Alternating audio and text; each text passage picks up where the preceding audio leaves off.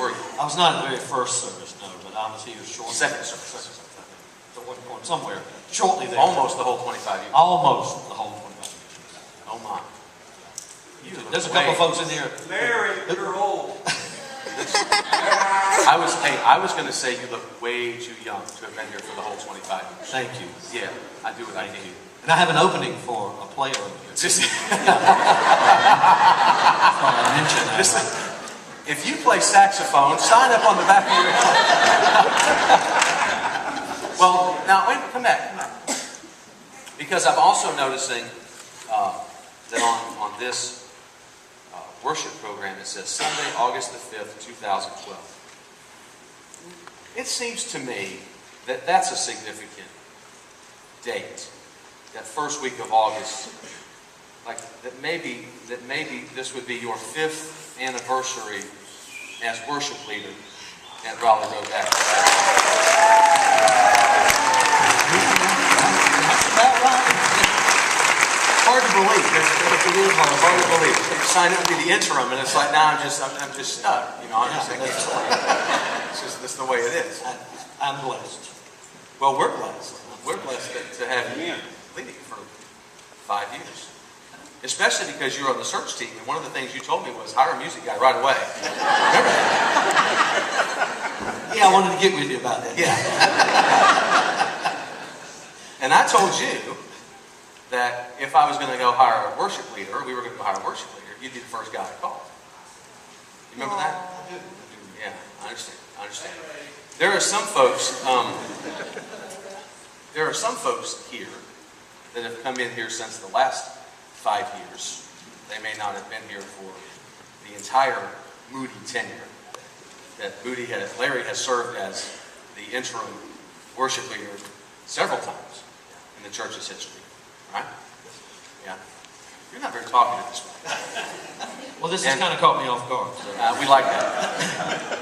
And the first time, I will tell you, the first time they asked me to be the interim, the guy who was leaving, yeah, when I told him they had asked me, he pulled me aside. He looked me in the eye. He said, "Get a date." And I said, "What?" He said, "Get them to give you a date. Because if you don't, it'll take them forever." Wonder how long the first stint was? Not that I was counting. 18 months. 18 months. 18 months. Well, I've got that shat. We got that one buried. This is a breeze. That record is nothing. 18 months. Who are you kidding? Well, now, there was and again, there's a lot of folks in our church who have come in the last couple of years, perhaps, and they don't know all of your story. That there was yeah, that part. There was a stretch where Larry was a race car guy, An aspiring race car. Aspiring. He's working himself out of the job over there. And his hair is not the only thing that's gold. you think they went too deep whenever they Give me a rim shot over there. Thank you. The man's drums turned off. But you were an aspiring race car driver. Yes. And then you tell me. I drove 2 races. You drove 2 races. 2 races. That's 2 more than I did. Well, my first and my last. I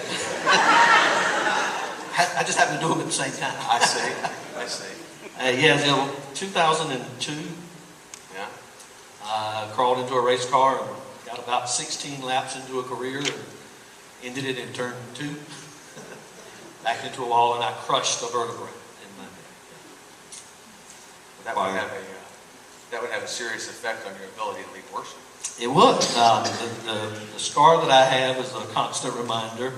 The surgeon that was going to do the work to fix me, I remember laying on the bed and he said, "Do you sing?" And I thought that was an odd question. And I said, "Well, yeah, I do. I'm in my praise band. And I sing the choir." And he said, "Well, I've got to go in right here to fix that." And he said, there's about an 80% chance you'll speak normally again, but there's only about a 20% chance that you'll sing. 20%. He didn't know that that's a wide open place for God to work. Amen. My goodness. My God's bigger than 20%. Amen. He is much bigger than that.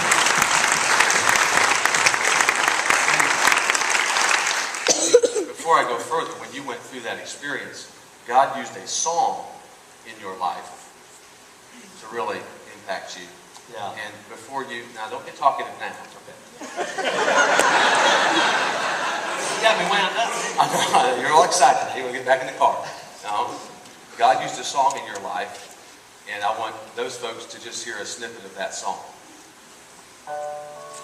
When the music fades, all is stripped away, and I simply come, longing just to breathe something that's a word that will bless your heart. I'll bring you more than a song, for a song in itself is not what you can require. You search much deeper within, through the way things appear. You're looking into my heart.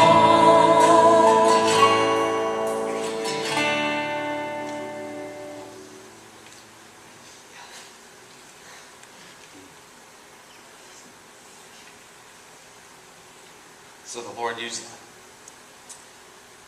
I was in ICU and watched all the TV I could watch.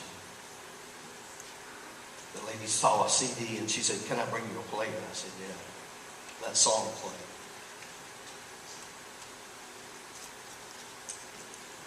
And as I cried, I said, "God, if all I have is a whisper,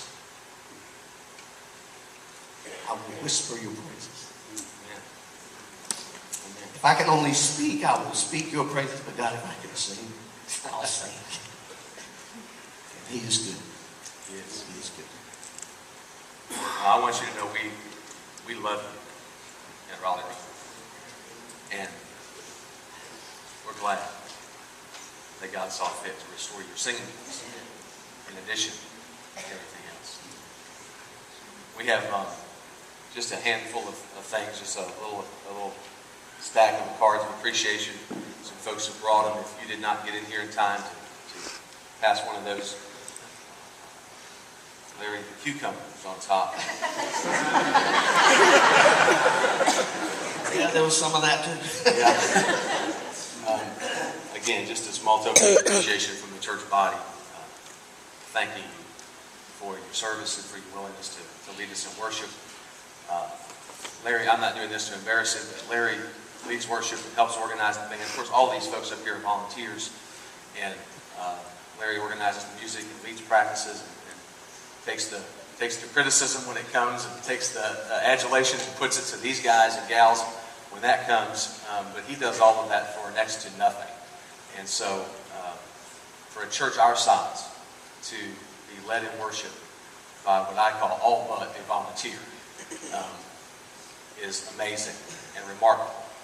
And we're thankful.